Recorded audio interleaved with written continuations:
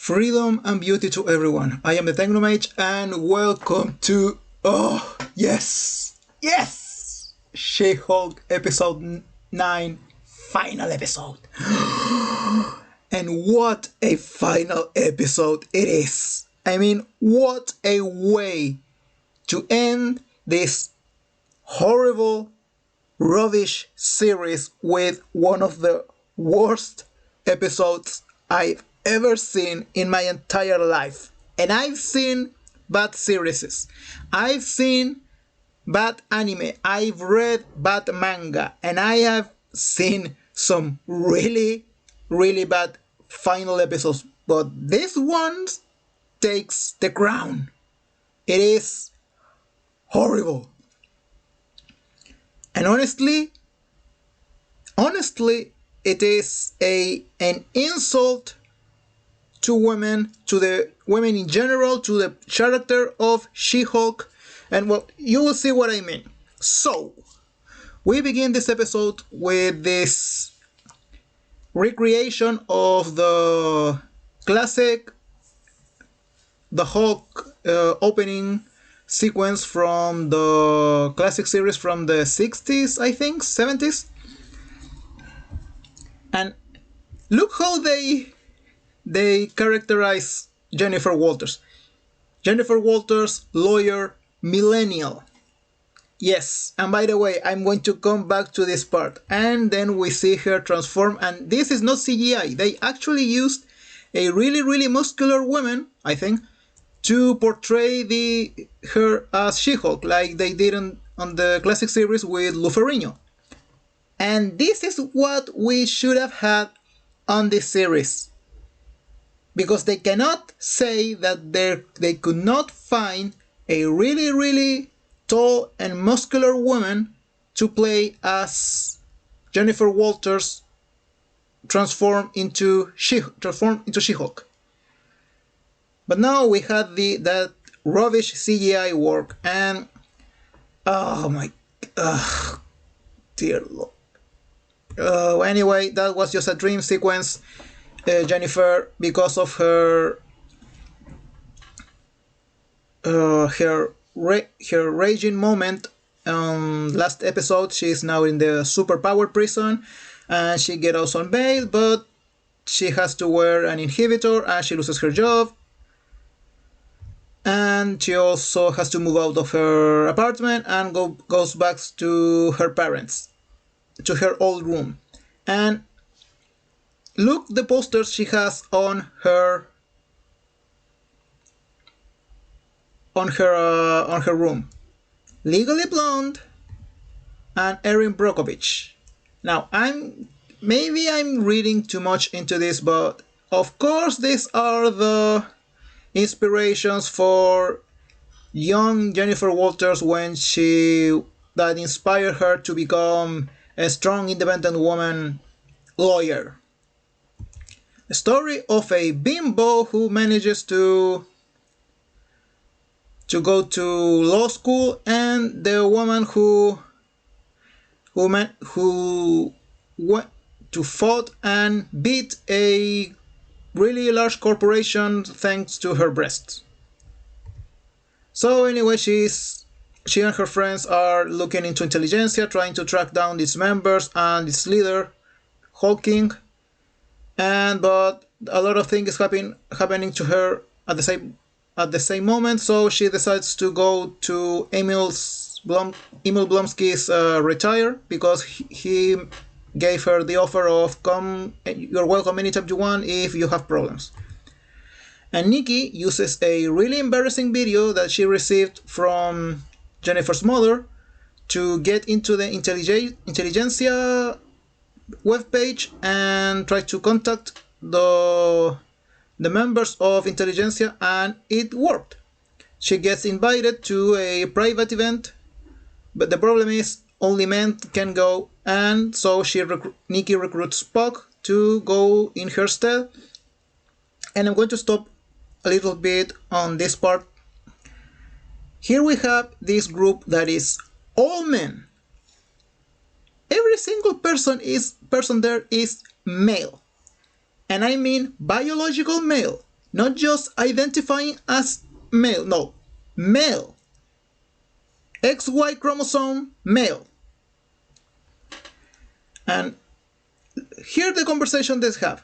And Lady Thor, hey guys, she just sucks, okay? And I'm not saying that because she's a female. I would have the same criticism if she was a man. Now, why am I stopping here? Because these are the arguments that real Marvel fans have had for the last 5 years, I think, ever since the MCU became the MCU. And why am I...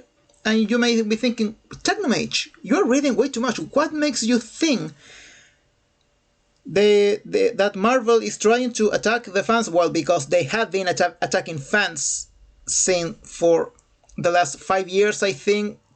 Well, I mean, the whole of Hollywood has been attacking fans for the last maybe 10 years, calling fans racist, homophobes. I mean, every istaphobe that you can come up with, we fans have been called that.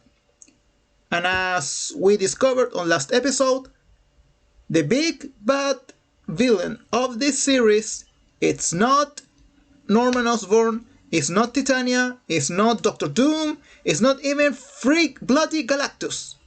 Who is the big villain of this series? Internet trolls. And this whole series was created just to make fun of the fans who have criticized Disney Marvel's rubbish products and complete lack of quality on their latest productions.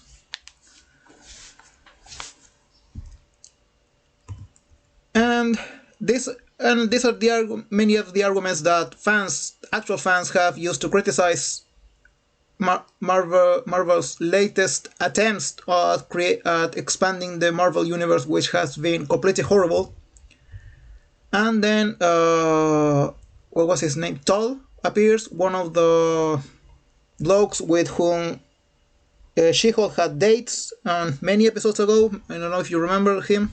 He appeared on last episode. And he's also berating She-Hulk that she doesn't deserve his superpowers. She did nothing to receive them. Her power just practically, she didn't do anything to earn them. And technically speaking, he's right. He got her powers by accident. And he reveals himself as the creator of Intelligentsia and as Hulking. And he starts talking to his audience. And he reveals that they are the ones who hacked Jennifer's phone to extract all of her personal information. And meanwhile, Jennifer is in Blonsky's retirement, and he meets again this bloke. And I think you remember him from that episode. He's one of the people that attacked Jennifer that night and were the first ones that tried to steal her blood and failed. And now he is, really sorry about what he did. And now he's staying at Blonsky's retirement place. And once again, Jennifer doesn't ask him, who hired you? Who hired you to attack me that night and to try to steal my blood? But now she once again passes the opportunity, and she asks, where's Blonsky? And he tells her he's in the lodge, he's in a private event, and that private event is the Intelligentsia reunion. So yes, Blonsky appears as some kind of a life coach for all these men. And in his defense, Blonsky doesn't know that these people are all She-Hulk haters and She-Hulk harassers. So Jennifer goes to talk to him, and she encounters all this reunion, and Todd immediately reveals that everything was because of him. Yes, it was Todd all along. Ugh. that he hired Josh to seduce her, to sleep with her, and make the video of both of them having sex, and to steal her blood. Now, how did he did it? I don't know, without her realizing it. And Jennifer once again breaks the fourth wall, and she says, "We're not actually doing this." Yes, apparently you are. And she says, "This can't possibly be where this season was going. I'm as surprised as you are, darling." And Todd injects himself with this new Hulk serum, and he transforms in a display of the most embarrassingly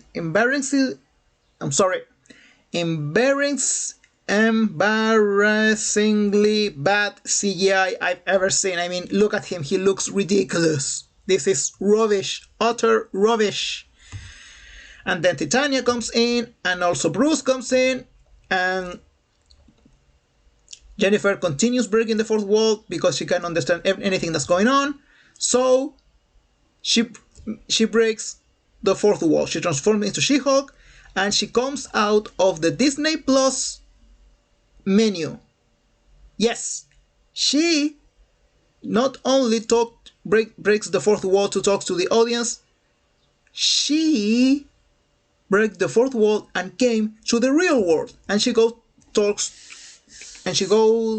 talk to the story group, all the people who is writing this series. And they tell her that they thought that this was going to be a good idea, and they tell her that it was Kevin's idea, and she says, "I'm going to talk to Kevin." And everybody laughs and says, "You don't go talk to Kevin, because Kevin's value is immeasurable." Okay? And at this moment, I had to pause this episode because I just couldn't believe it. They're talking about Kevin, that everything is Kevin's plan, and Kevin's value is immeasurable. And I was thinking, no, they are not doing this.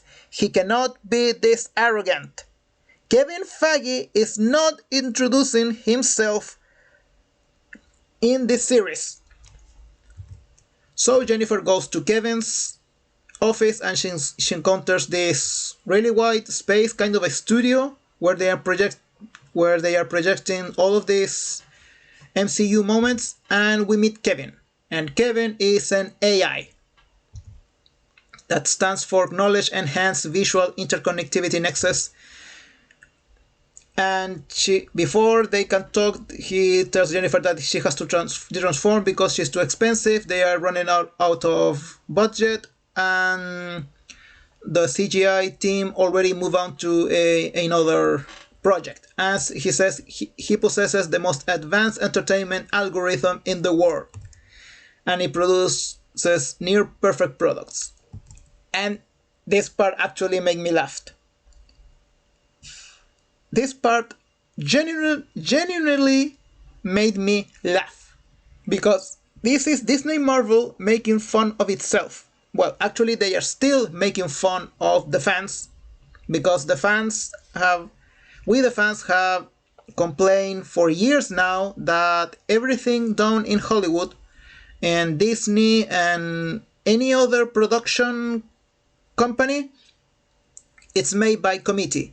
It's made by algorithm, that there is this narrative that has to be upheld and enforced, and every product that comes out of Hollywood, it has to follow this message. It has to boost, it has to preach this message.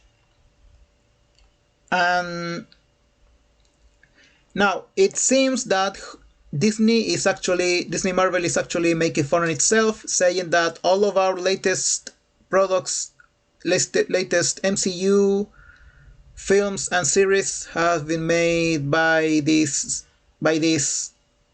artificial intelligence, using this algorithm to just cover up things.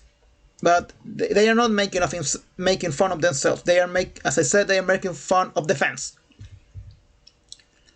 And Jennifer says, "Well, since this is a legal comedy series, I would like to make my closing argument." And Kevin laughs because this is some kind of joke. Yes. Oh, bloody hell. Corporate jokes, please no.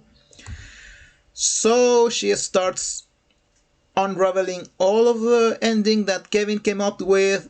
She says, no, I don't want Todd to have superpowers, and Bruce is not going to come to save me at the last moment on my own show, and that Emil Blonsky cannot be transformed because he is breaking his parole rules. And yes, quite literally, Jennifer Walters is fixing her life by talking to the manager.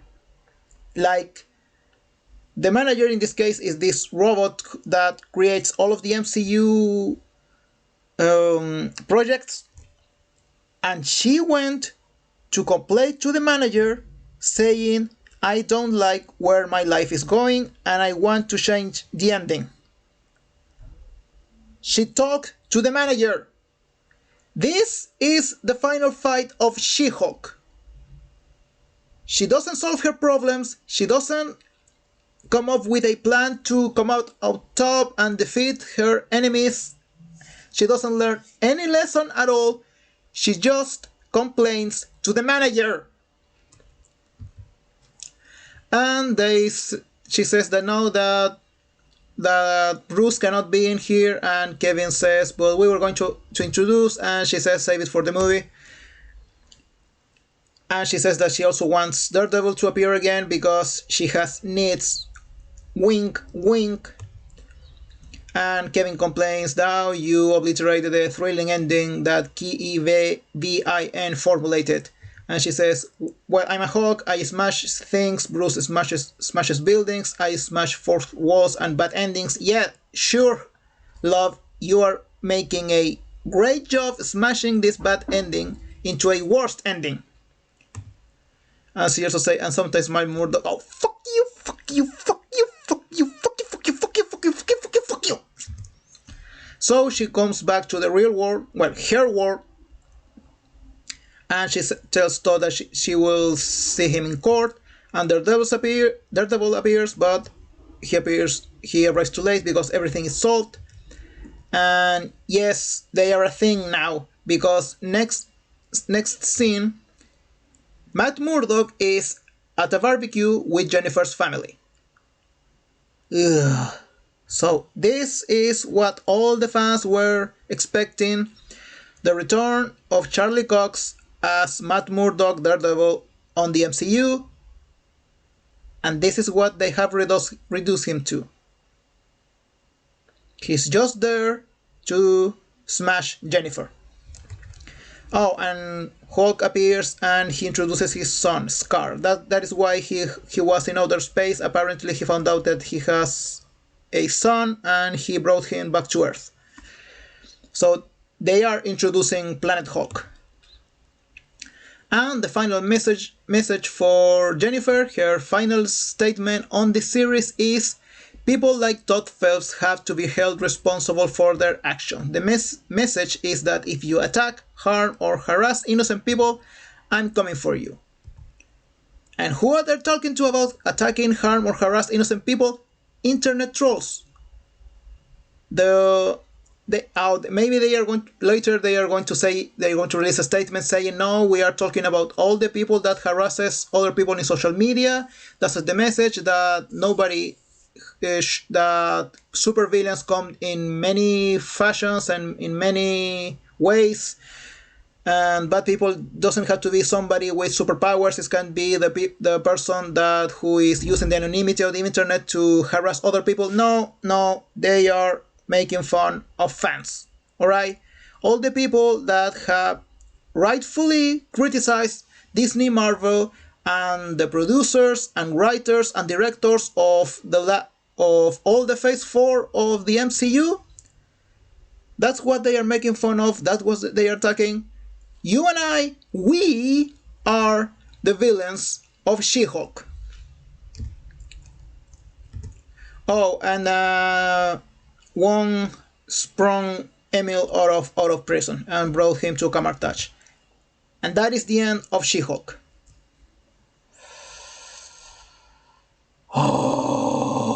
Bloody hell. That was horrendous.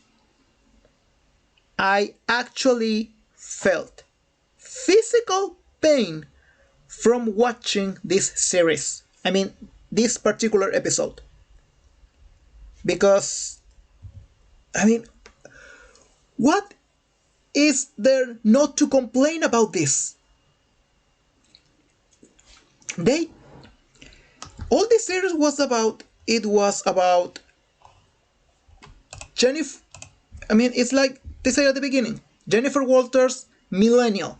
This is not a story about She-Hulk, Jennifer Walters receiving the powers of the Hulk and becoming a Hulk herself and trying to balance her life between being She-Hulk and being a lawyer and being a superhero, which in the comic books she actually succeeds in doing quite elegantly so, because even though she is a Hulk, she still goes to the court and does her job as a lawyer. But no, what do we have on this episode? A millennial, a Karen, a 30-something entitled, whining, complaining woman who quite literally solves all of her problems by going to complain to the manager. She quite literally makes her biggest fourth wall breaking by coming out of the menu of the Disney Plus webpage and goes to talk first to her writers, to her story group, and then she complains to the highest authority on the MCU, Kevin. And that is her final fight. The Avengers had to fight an army of Kitauri. They had to fight an army of Ultron droids. They had to fight Hydra. They had to fight the invasion of Thanos. They had to fight Thanos himself, armed with the Infinity Stones. And what is She-Hulk's final fight, like her climax, her moment of triumph? Complaining to the manager. And to all of you internet trolls and haters and whatnot, she's coming for you. Oh, I am so scared. Like, oh, for the love of... This series could have not ended in a worse way. Like, seriously, that is the only surprising thing about the series. Just how bad the ending was. Because what I was imagining was going to be... Because what I was expecting for the final episode? A litigation. The final episode, in my mind, was going to be Jennifer taking the intelligentsia webmasters to court to sue them, and rightfully so, for privacy invasion, harassment, doxing, and whatnot. Maybe have a last round of fisticuffs with Titania and something, but this was horrendous. And taking into account how much Disney Marvel harassed and insulted fans because, oh, you're all a sexist and misogynist because you cannot stand that this series, the main protagonist is a woman and whatnot. Is this the best you can do with a woman? Turning her into a Karen that ultimately goes to complain to the manager. That is the best you can do with a female character. Do you think that Wakanda Forever, that has Shuri as the new Queen of Wakanda and as the new Black Panther, is going to be any different? Do you think that the Marvels, that is going to have Miss Marvel, Captain Marvel, Miss Marvel, Photon, and I think Spectrum as well, is going to have four female protagonists. Do you think that is going to be any different from this?